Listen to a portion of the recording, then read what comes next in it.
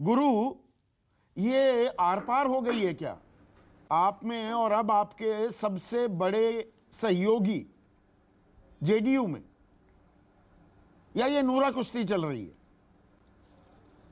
संदीप जी, नहीं देखिए, सबसे बड़े, सबसे पुराने, सबसे ठोस, सबसे गहरे, सबसे विश्वसनीय, तो ये संबंध कोई आज का नहीं है। और आप जानते हैं संदीप जी कि भारतीय राजनीति में ट्रस्ट, भरोसे और विश्वास का गठबंधन जो होता है, भारत की राजनीति में गठबंधन धर्म का जो शब्द आया पहली बार, वो स्वर्गीय अटल बिहारी वाजपेयी जी, भारत रत्न पूर्व प्रधानमंत्री, लेकर के आए थे कि गठबंधन भी हमारे लिए धर्म के समान है। तो ये सत्ता की प्राप्ति, किसी पद पे पहुंचना, ये हमारी दृष्टि में ऐसा नहीं है। जहां तक जदयू से संबंध का सवाल है और आज का जो विषय है, ये शुद्ध रूप से उनका इंटरनल मैटर है।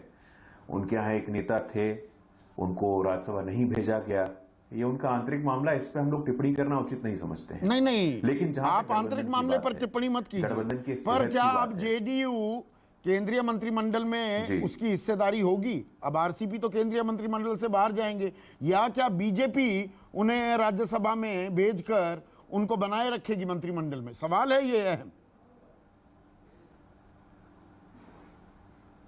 जेडीयू के कोटे से कौन मंत्री बनेगा, ये जेडीयू का नेतृत्व तय करेगा।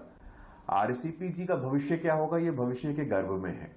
इस पे अभी कुछ भी एंटिसिपेट करके टिप्पणी करना, मुझे लगता है कि अभी जल्दबाजी होगी।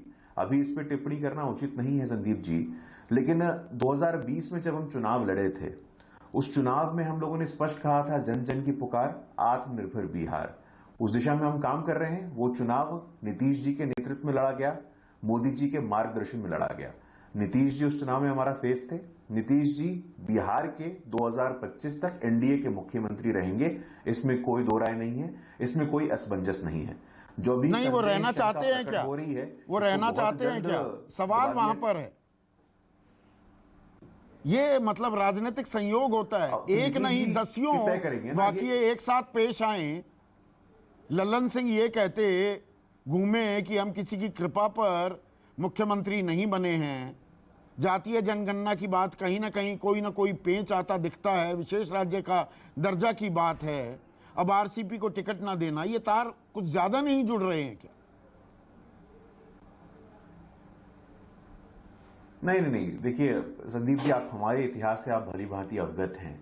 एक समय था जब फारूक अब्दुल्ला जी, ममता बनर्जी जी, चंद्रबाबू नायडू जी, हम लोगों का गठबंधन रहा है और हम दुनिया की सबसे बड़ी पार्टी हैं।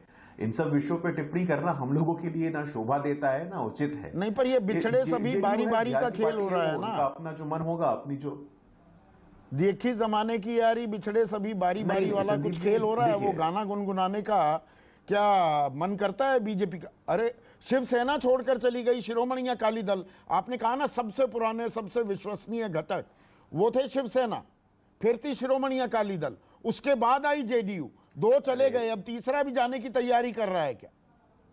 तो एनडीए बेसिकली बीजेपी रह जाएगी। संदीप, नहीं, देखिए संदीप जी, पार्टियां जिनका आप नाम ले रहे हैं, शिवसेना हो या शिरोमणि अकाली दल हो, देश की जनता हमारी प्राथमिकता है। देश की जनता का सपोर्ट मिल रहा है और आज 8 साल सेवा, सुशासन और गरीब कल्याण, इस मंत्र पे हम चलने वाले लोग हैं। हमारा दायरा बढ़ता जा रहा है। हमारा परिवार कुछ एक पार्टियां नहीं है, कुछ एक लोग नहीं है, पूरा देश हमारा परिवार है। मतलब ये घटकों की जरूरत नहीं है जा रहा है। जहां तक इस संबंध की बात है, ऐसा आप कह रहे हैं, सबकी जरूरत है। हमें तो 135 करोड़ लोगों की आवश्यकता है। कोई एक घटक कब, अब ये शुद्ध रूप से इनका आंतरिक, मतलब मुझे तो संदीप जी ताज्जुब भी होता है कि इस विषय पर चर्चा करने की आवश्यकता क्या थी। ये इंटरनल डिबेट था, इसको पटना तक सीमित रखते। आप इस पे डिबेट, ये पटना तक सीमित है। अभी तो जुलाई में राष्ट्रपति के चुनाव होने वाले हैं, उसमें जरूरत पड़ेगी ना आपकी, आपको जरूरत पड़ेगी ना जेडीयू की, कि नहीं? गलत तो नहीं कह रहा हूं मैं। बिल्कुल संदीप जी, देखिए जरूरत तो पड़ेगी ना। तो अब भविष्य के गर्भ में जो सवाल हैं, उसको लेकर के अभी क्यों उत्सुक होना है? उसको लेकर के अभी अनावश्यक एंटिसिपेट करने का कोई पॉइंट नहीं है। हम सुदृढ़ हैं और आगे भी हम सुदृढ़ रहेंगे। 2025 तक नीतीश कुमार जी बिहार के मुख्यमंत्री रहेंगे। पहले न जाने कितनी बार मैंने ये बात बोला है, दोबारा आपके शो पे ऑन लाइव ऑन रिकॉर्डिंग बात कह रहा हूं।